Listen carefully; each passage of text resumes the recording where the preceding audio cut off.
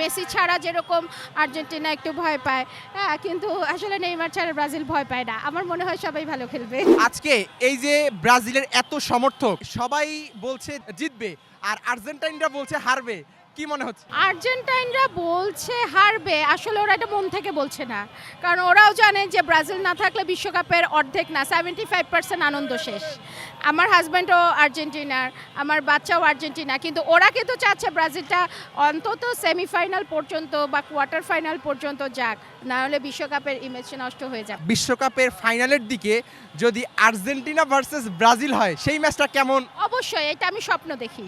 এটা এনজয় করবেন খুব বেশি। হ্যাঁ, এইটা আমি স্বপ্ন দেখি যে এমন একটা বিশ্বকাপের ফাইনাল হোক, আর্জেন্টিনা এবং ব্রাজিল খেলছে, বিশ্ব সেদিন থমকে যাবে। আমি এটা স্বপ্ন দেখি।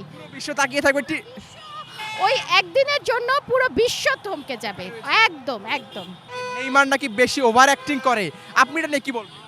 না, আসলে নেইমার ওভার অ্যাক্টিং করে মানে কেন কোন ইসে বলে আমি জানি না। তবে নেইমারের পার্সোনালিটি যে রিসেন্টলি যেটা করেছে যে ভেনেজুয়েলাকে 3 কোটি টাকা হচ্ছে ভূমিকম্পে অনুদান দিয়েছে, এইটাকে আসলে ওভার অ্যাক্টিং বলবেন না? এটাকে কি বলবেন? না, অনেকে ব্রাজিল হেটাররা কি বলবে? আসলে আমাদের খেলোয়াড়দের সাথে কোনো রেষারেষি নেই, আমরা খেলাকে পছন্দ করি। হ্যাঁ, যে ভালো খেলবে তাকে পছন্দ করবি, তার পার্সোনালিটি নিয়ে বা তার পার্সোনাল লাইফ নিয়ে কিন্তু আমাদের কোনো কথা বলা চলে না। যদিও লাস্ট প্রীতি ম্যাচে জাপানের বিপক্ষে ব্রাজিল হেরেছিল, তারপরও জাপান বলতে হয় শক্তিশালী দল। দল আজকে ব্রাজিল নেইমারকে ছাড়া জিততে পারবে? অবশ্যই পারবে, কারণ আমরা ভিনিকে দেখেছি, ওর পারফরমেন্স খুব ভালো, এবং আমার মনে হয় ওই যে বললাম যে ব্রাজিলের বিষয়টা হচ্ছে যে মেসি ছাড়া যেরকম আর্জেন্টিনা একটু ভয় পায়, হ্যাঁ, কিন্তু আসলে নেইমার ছাড়া ব্রাজিল ভয় পায় না। আমার মনে হয় সবাই ভালো খেলবে। ওকে, ধন্যবাদ ধন্যবাদ। কি মনে হয় যে ব্রাজিলের প্রত্যেকটা প্লেয়ারই এক একজন নেইমার? আসলে কি এক একটা সময় এক একটা তারকা হয়ে ওঠে, তো খেলোয়াড় তো আসলে তারকা বেসড না। খেলা এখন কখন কে ক্লিকটা করবে যার যার প্র্যাকটিসের উপরে ডিপেন্ড করে। হয়তো মেসি এখন তারকা হয়ে গিয়েছে, নেইমারের নামটা আমরা জানি তারকা খেল, কিন্তু একটা টিমে কিন্তু প্রত্যেকের অবদান থাকে, প্রতি 11 জনেরই অবদান থাকে, সমানভাবে অবদান থাকে। কারণ নেইমার যখন গোলটা দেয়, কেউ না কেউ গোলটা বানিয়ে দেয়, কেউ না কেউ বলটা সেভাবে পাস করে বিধায় সে কিন্তু গোলটা দেয়।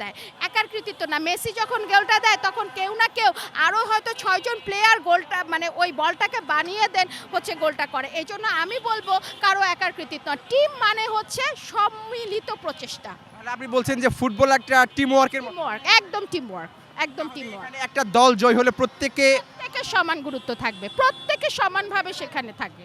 আচ্ছা, যদি এবার আর্জেন্টিনা জিতে যায় মনে মনে খুশি হবে?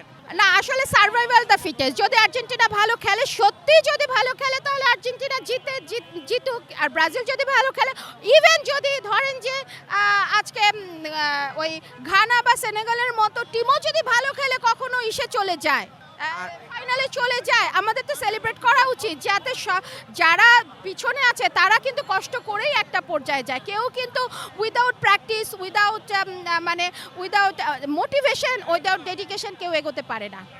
আপু, অনেকে ট্রল করে যে 7 আপ বলে, তো এখন যেহেতু এটা বিশ্বকাপ মৌসুম, আপনার কি মনে হয় যে ব্রাজিলের একটা প্রতিশোধ নেওয়ার, 7 আপের বিরুদ্ধে প্রতিশোধ নেওয়ার সুযোগ এসেছে? না, আমি মনে করি সবার সাথে প্রতিশোধ নিতে হয় না। প্রত্যেকটা রাজাই, অনেক বড় বড় রাজাও কিন্তু অনেক সময় হেরে যায়, এটা ওই রাজার তাতে কিচ্ছু যায় আসে না। আর সবচেয়ে বড় কথা, ওই অনেক সময় দেখা যাচ্ছে শিয়ালের কূটকৌশলে কিন্তু বনের রাজা সিংহ অনেক সময় ঘাবড়ে যায়, তাই বলে শিয়ালের সাথে কিন্তু প্রতিশোধ সিংহ নিতে যায় না। আমি মনে করি একদমই প্রতিশোধ নেওয়া উচিত না। আপনি মনে করছেন ব্রাজিল সিংহ?